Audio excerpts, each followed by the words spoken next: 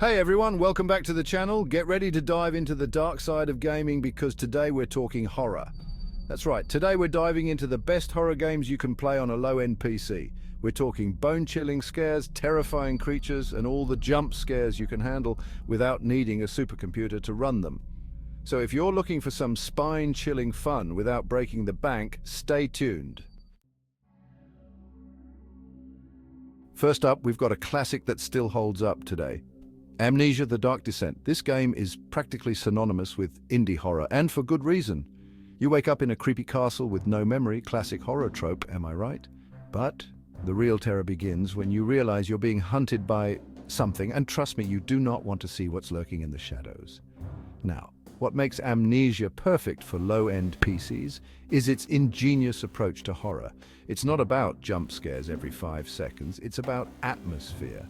The game uses its environments to create a constant sense of dread and paranoia.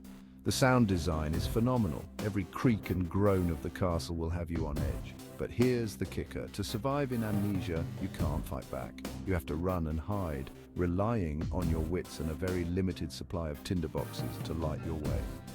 This not only adds to the terrifying vulnerability of the experience, but it also means the game isn't demanding crazy graphics or processing power. Amnesia: The Dark Descent is a masterclass in psychological horror, and the best part, it runs beautifully on even the most modest of PCs. Seriously, this game is over a decade old. If your computer can't handle it, you might want to check for dust bunnies in the fan. But be warned, this game isn't for the faint of heart. The monsters are terrifying, the story is unsettling, and the atmosphere will stay with you long after you put the controller down.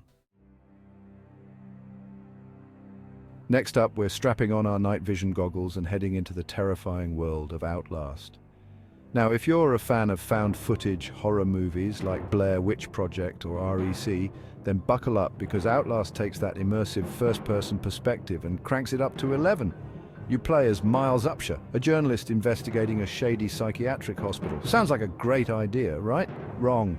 Things go from bad to worse pretty quickly, and you'll soon find yourself running for your life from some of the most disturbing enemies you've ever seen in a video game. Now, you might be thinking, Markiplier, this game looks intense. Is my poor little PC gonna explode? And the answer is, surprisingly, no. Outlast is another example of a horror game that prioritizes atmosphere and clever design over raw graphical horsepower. The game relies heavily on lighting and shadow to create its scares and the night vision effect, while a bit of a drain on batteries in-game actually helps to mask any graphical limitations. Plus, the found footage style means the game can get away with some lower resolution textures without sacrificing the overall sense of immersion. But don't let the low system requirements fool you. Outlast is not for the squeamish. It's brutal, it's unforgiving, and it will have you jumping out of your skin. But hey, isn't that what we're here for? Now let's talk about a game that proves you don't need fancy graphics or complex mechanics to create a truly terrifying experience. Let's talk about Slender: The Eight Pages. This game is a masterclass in minimalist horror. You're dropped into a dark and foggy forest with nothing but a flashlight and a simple objective. Collect 8 pages scattered throughout the woods. Sounds easy enough, right? Wrong. Because lurking in the trees is a creature known only as Slender Man. This tall, faceless figure is the embodiment of nightmare fuel, and trust me, you'll know it when you see him. Or rather, when you see him just out of the corner of your eye, because Slender Man doesn't like to be looked at directly. The game's genius lies in its simplicity. The graphics are basic, the gameplay is bare bones, but the atmosphere is absolutely suffocating. The static that fills the air as Slender Man draws near, the way your flashlight flickers and dies when he's close, it's all designed to keep you on edge. And because the game is so lightweight, it runs like a dream on pretty much any computer imaginable. So, if you're looking for a quick, free, and utterly terrifying experience, look no further than Slender: The Eight Pages. Just maybe you don't play it alone in the dark. Alright, let's dive into the world of the SCP Foundation with SCP: Containment Breach. This game is a love letter to the creepypasta website of the same name, and it's packed full of bizarre creatures, unsettling environments, and enough existential dread to make your head spin. In SCP, Containment Breach, you play as a Class D test subject, essentially a guinea pig for the SCP Foundation, a secret organization dedicated to containing and studying anomalous objects and entities that defy the laws of nature.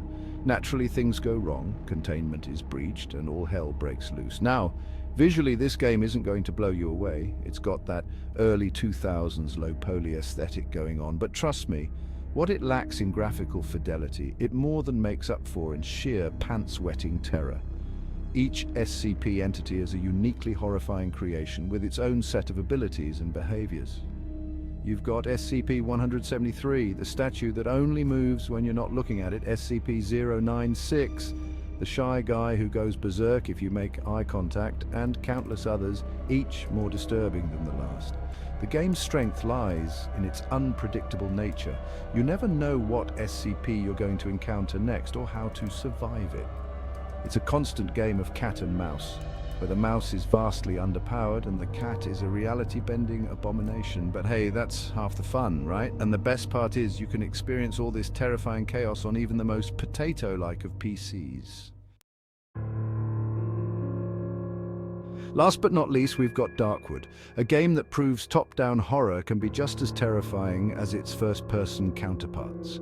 Imagine this, a sprawling, procedurally generated forest shrouded in darkness, where survival depends on scavenging for supplies, crafting weapons, and fortifying your shelter against the horrors that lurk in the shadows. Darkwood takes the survival horror formula and injects it with a heavy dose of Lovecraftian cosmic horror. The game's art style, a mix of pixel art and hand-drawn textures, creates a uniquely unsettling atmosphere, and the sound design is phenomenal, immersing you in the game's oppressive world. During the day, you explore the forest, searching for resources and trying to piece together the mystery of what happened to this place. But when night falls, the real terror begins.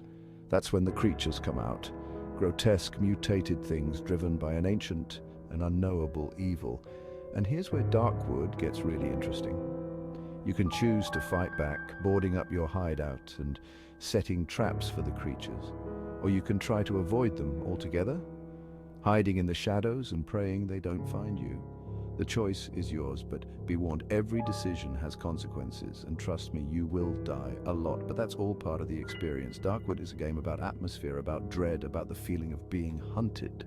And the best part is it runs beautifully on a wide range of systems, even those that would make most modern games shudder in fear. That's it for today's video. We've explored 5 fantastic horror games that prove you don't need a high-end PC to experience some truly terrifying gameplay. From the psychological torment of Amnesia to the cosmic horror of Darkwood, there's something here for every horror fan on a budget. If you enjoyed this list, make sure to hit the like button and subscribe for more content, and be sure to let us know in the comments which horror game you're excited to try on your low-end PC. Thanks for watching, and we'll see you in the next video.